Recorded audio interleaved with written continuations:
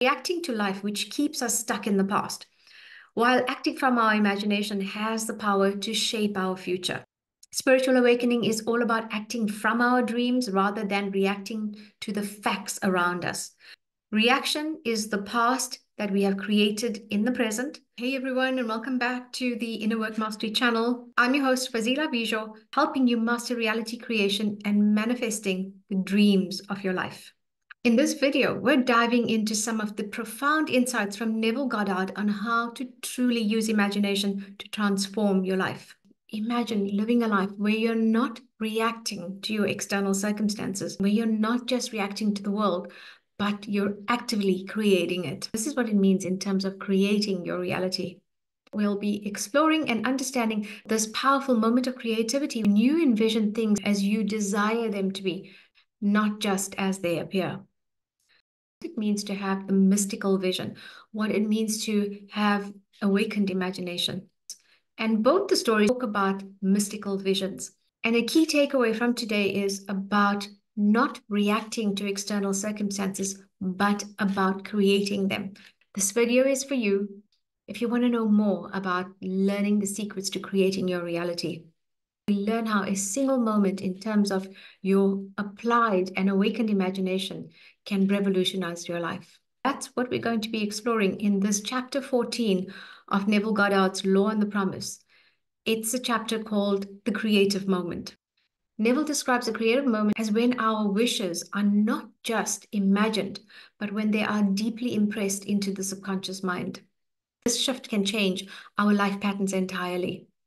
And therefore, we're encouraged to live from the end, knowing that our desires are totally fulfilled in imagination. And the spiritual man knows that his source, his supply is from his consciousness, from his I am, from his level of God, the creator. Here's a profound quote from William Blake.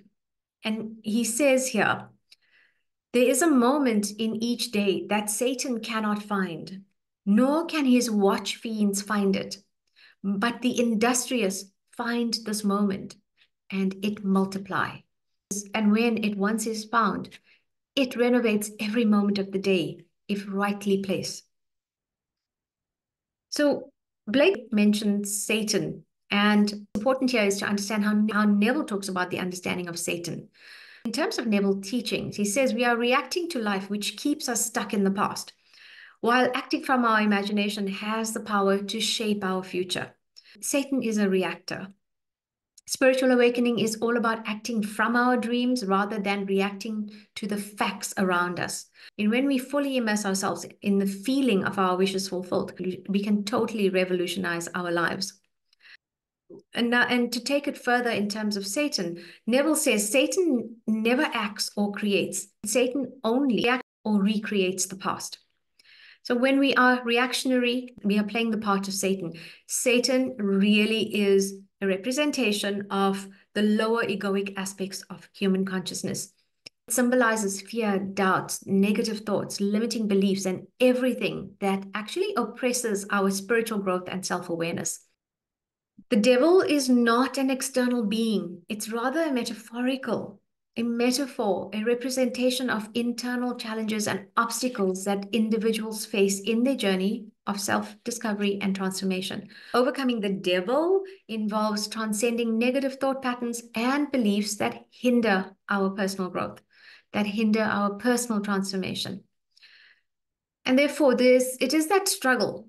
Notice that you are playing the part of Satan. When there's a struggle between fear and love, are you in fear? Then you're playing the part of Satan. Fear is a state that we put ourselves into, because both states exist.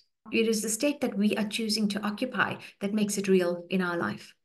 So there's a struggle between doubt and faith. So we could even use the analogy of doubt is Satan and then God is faith. If fear is Satan, God is love. Are you moving away from God? Are you moving away from God, or are you moving towards Satan? Are you moving towards your faith, or are you moving into doubt? Do you live from gratitude, or do you live from lack? This is what your job is, to actually observe and understand. Who am I being currently? Am I the person who is believing in doubt, or am I believing in conviction and faith?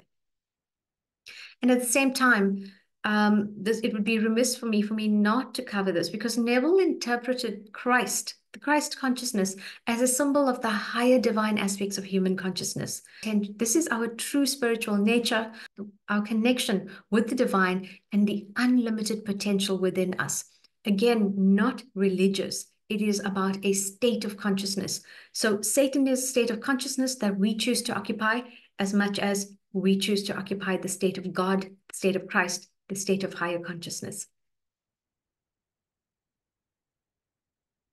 In essence, how spiritual man acts is that anything that he wants to do, he can do at once in his imagination. Because the creative moment is always in the now. He alone can choose that.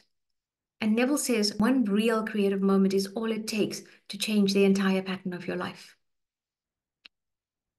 Nothing stands between your fulfillment and your dreams except facts.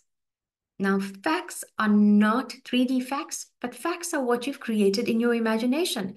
It is not about truth. And we know then that if we change our imagining, we can change the facts that we deem to be true for us that are in our reality. Any fact, anything that you are believing as fact in your life, you have the ability to change it. And it comes from you knowing that you can have any desire you so wish for and you desire to have as your life. So if you want to change anything in your life, step into action and step into creation. The creative man ignores 3D, ignores what the physical world is telling him. He will release his identity that is tied in with 3D. Now we know that Satan, or your doubts or negative beliefs, etc., the reaction is a stress response. And so when you are faced with anything that is where you find yourself reacting, know that you are going to have these triggers of fight or flight. And you really want to break that trigger. So at this point, I would encourage you to write these questions down and remind yourself to actually answer them when you feel that you're being triggered by what you're seeing in your 3D reality. Address the thoughts and feelings about 3D. Look at what is showing up in your 3D world and you withdraw your attention. Your senses should not be focused on what isn't. Your senses must not be focused on what you don't have or what you lack. You must make the shift into the creative moment of having everything that you desire. The other question to ask is, what is the meaning that I have given to the experience?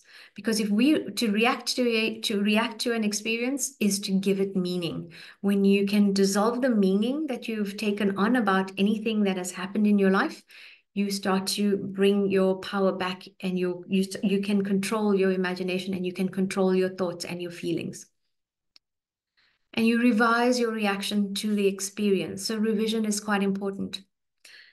Now, notice when you're getting triggered. So even in the simplest of experiences, we can get triggered. So imagine this. And so it's like being annoyed, being woken up early on a Sunday morning because your neighbor decided they were going to mow their lawn for an hour. And the more you focus on the mowing of the lawn, the louder the noise actually seems and the more annoyed you get. So when you focus on the noise, it gets louder and more annoying. And sound might actually seem to be louder than it normally is. So when you withdraw your attention and you become fully absorbed in something that you love doing, in something that is creative and something that is fun. If you were to get out of bed and then decide, that's it, I'm going to go do something else that can't control the external environment. Maybe you can try and tell your neighbor to not mow the lawn on a Sunday, etc., but they continue to do it. Then it just adds to your stress and your annoyance levels. Or go and do something that would be fun and exciting, something that would fully absorb you. And when you do that, you are then able to shift your attention away from 3D into where you truly are at, being present. And so you'll find then that The noise will still be around, but it falls to the background. It's because you're not giving it importance any longer. So you are to look at what is the meaning that I'm giving to the experience of lack, of annoyance, of irritation, whatever that might be. You are the one that gives it power to be more annoying and more frustrating, or you can be fully absorbed in something that you love doing and it all falls to the background. And Neville says that there is an imaginal past and an imaginal future. Why? Because all there is the creative moment in the now. And he says, if by reacting, the past is recreated into the present, so by acting out our dreams of fancy, can the future be brought into the present. Reaction is the past that we have created in the present. Instead of reacting to the past, we can act our dreams in imagination, in imagination, and bring that future state into our current present state. That is stepping into the creative moment.